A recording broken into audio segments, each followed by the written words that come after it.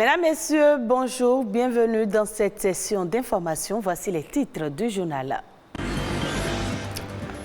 Simple et facile à réaliser, les bouillons faits maison sont des exhausteurs naturels de goût. C'est une alternative aux cubes industriels.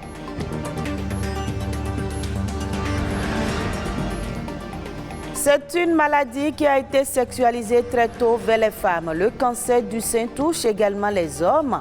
Détecté tôt, il peut être guéri.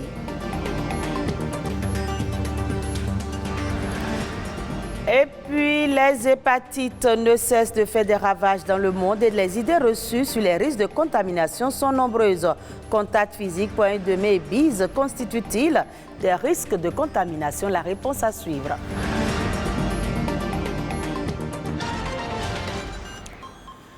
Merci de votre fidélité. Pratique et facile à réaliser, les cubes de bouillon faits maison sont parfaits pour relever le goût de nombreux plats au quotidien.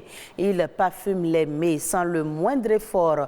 En plus d'être une solution économique, les cubes de bouillon maison ont aussi l'avantage d'être moins salés que les bouillons industriels. C'est un exhausteur naturel de goût pour remplacer valablement le cube industriel. Quels sont les avantages?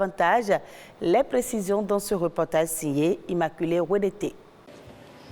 Les bouillons faits maison, c'est un mélange de légumes et de plantes mijotées. Peu connus, ce sont pourtant des aliments riches en nutriments. Kevin Abrun fabrique des cubes de bouillon faits maison. C'est ici, dans sa cuisine, qu'elle concocte ses exhausteurs de goût naturels. Déjà, pour cuisiner sans bouillon, il faut être patient et utiliser les ingrédients étape par étape. Vous pouvez assaisonner correctement votre viande, votre poisson avec de l'oignon vert.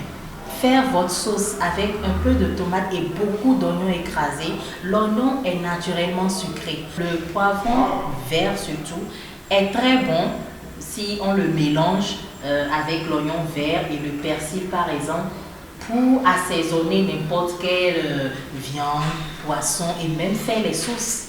Le clou de girofle, ça parfume très bien, ça rehausse aussi le goût.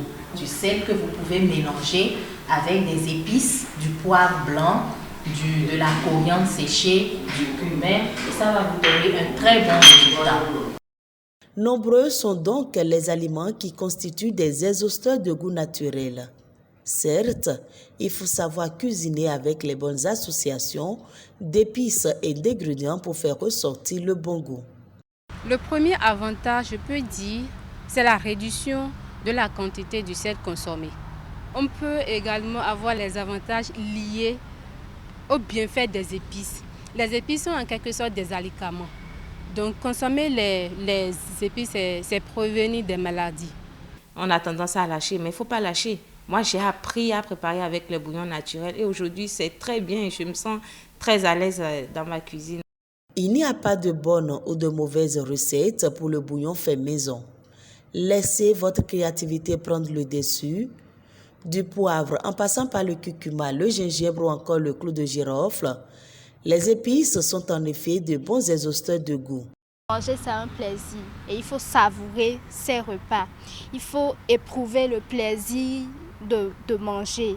Et pour vraiment savourer les repas, il faut qu'il y ait du goût dans ces aliments-là. Il faut juste s'assurer que ces petits frettins-là ont été séchés dans de bonnes conditions hygiéniques, qu'il n'y a pas eu de moisissure. En voulant faire ce bouillon, il faut faire l'effort de ne pas ajouter beaucoup de sel parce que la consommation excessive de sel est un facteur de risque de plusieurs maladies chroniques. Savoir identifier quelles épices se marient le mieux avec quel type d'aliments. Utiliser des herbes aromatiques telles que la ciboulette, le thym ou le persil, sans oublier l'ail, l'oignon et le citron. Voilà autant d'épices et d'ingrédients naturels qui contribuent à relever le goût de nombreux plats préparés. Les cancers du sein sont généralement considérés comme des pathologies exclusivement féminines. Pourtant, les hommes aussi peuvent développer le cancer du sein. Seule la prise en charge à temps évite le pire aux patients. Suivez ce reportage de Reine Ouira pour en savoir davantage. Le cancer du sein chez l'homme existe, est une réalité. Un redoutable tueur silencieux, mais très peu connu. Ici, dans les rues de Cotonou, des habitants n'en ont aucune idée. C'est la première fois que j'apprends ça. Pour moi, c'est qu'il n'y a pas de cancer de sein chez l'homme. Je ne connais même pas les symptômes. Je ne connais même pas ce que c'est. C'est pour la première fois que j'entends ça. Pour moi, c'est le cancer de sein existe chez la femme. Dans les hôpitaux, les spécialistes accueillent bon nombre de patients souffrant de cette pathologie réputée dangereuse. Seulement, le taux des personnes atteintes de cette maladie est faible. On l'observe souvent dans 1 à 4, 6 ou 8%. Ça se passe par l'apparition des boules au niveau du sein ou des ganglions au niveau des aisselles ou des sécrétions de couleur ocre ou de couleur marron ou une irritation du mamelon. En ce moment, vous allez consulter un médecin qui va vous demander une mammographie ou une échographie, qui va révéler les nodules suspects. Le médecin va vous faire une biopsie. Une biopsie, c'est le fait d'introduire une petite aiguille pour prélever une partie de cette boule et faire l'examen anatomo-pathologique. C'est cet examen qui confirme le diagnostic de cancer du sein. Lorsque c'est le cas, il y a d'autres examens complémentaires, à savoir un scanner thoraco-abdominopelvien pour voir si l'extension de cette tumeur dans le sein, c'est-à-dire pour voir si cette tumeur est soit limitée au sein, soit étendue aux autres organes. Même si les hommes développent rarement le cancer de sein, le mal tue. Le savoir et se faire dépister tôt reste la meilleure démarche pour une bonne prévention. Et je l'annonçais dans les titres, les hépatites sont des pathologies à virus qui font beaucoup de ravages. Selon l'opinion publique, les élans et comportements amoureux entre les partenaires constituent des portes ouvertes aux hépatites. Qu'en est-il réellement? Les explications avec Martin Socmon, hépato-gastro-entérologue. Il faut dire que le virus de l'hépatite B se retrouve dans la plupart des liquides biologiques, notamment le sang, la sueur, la salive, les urines et tout. Mais la transmission, la contamination par ce virus, par les voies, la salive, le fait d'échanger, de s'amouracher, ça ne donne pas le virus. On n'est pas contaminé par ces voies. Et c'est rare, c'est exceptionnel que ça se passe de cette manière. Pour que ça se réalise, il faudrait que le sujet contacte ait des lésions muqueuses, donc des plaies buccales et tout, et que la salive du sujet infecté se projette dans la plaie de l'autre pour que la contamination se réalise. Mais je tiens à préciser que si ça se réalise par cette voie, c'est déjà des sujets adultes.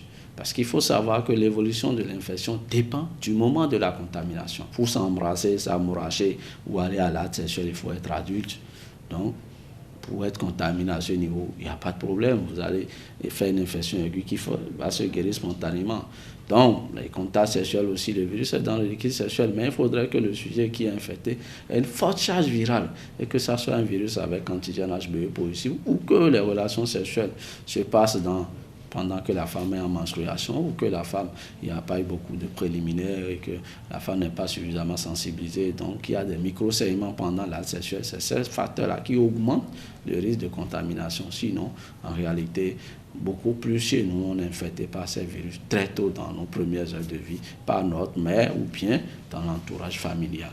Hors du Bénin, selon l'Organisation mondiale de la santé, l'Afrique subsaharienne affiche le nombre le plus élevé de grossesses chez les adolescentes avec plus de 6 millions de naissances annuelles au Togo. Le nombre n'a cessé d'augmenter ces 2 dernières années, d'après une enquête menée par la Direction de la planification et de l'éducation. Elle recense environ 5 000 grossesses non désirées par an en milieu scolaire à Bichabé, près de la frontière ghanéenne, au nord du pays. Des habitants tentent d'endiguer le phénomène.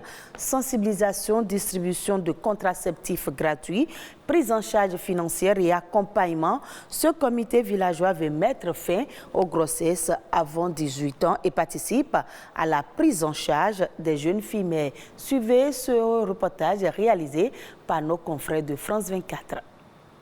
Dans cette zone reculée du nord-ouest du Togo, à Bichabé, près de 15 mineurs sont tombés enceintes en 2022. On est venu pour causer entre nous. On a appris, tu es enceinte. On est venu pour voir aujourd'hui vraiment si c'était vrai. Oui, c'était vrai. Cette fille de 15 ans en classe de 6e est interrogée par un comité villageois chargé de déceler les grossesses précoces. Ce comité est mis en place pour protéger les jeunes filles, pour que leur famille ne les abandonne pas, de deux, que la famille de leurs petits amis, en cas de grossesse, ne les abandonne pas aussi financièrement. Son petit ami et ses parents refusent de reconnaître l'enfant.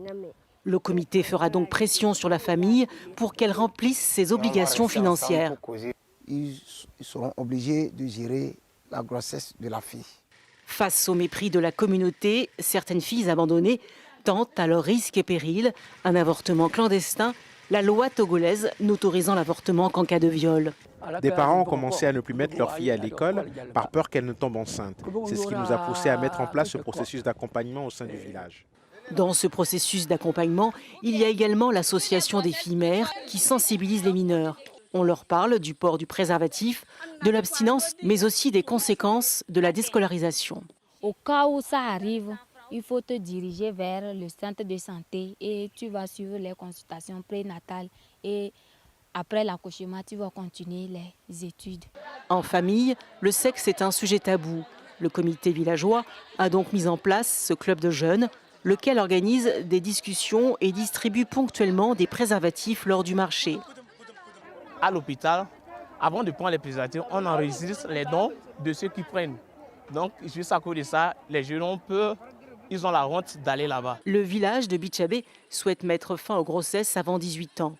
Au Togo, selon les pouvoirs publics, en 2021, ce sont plus de 5000 cas de grossesse non désirées signalés en milieu scolaire. Et une fille sur 3 a abandonné l'école.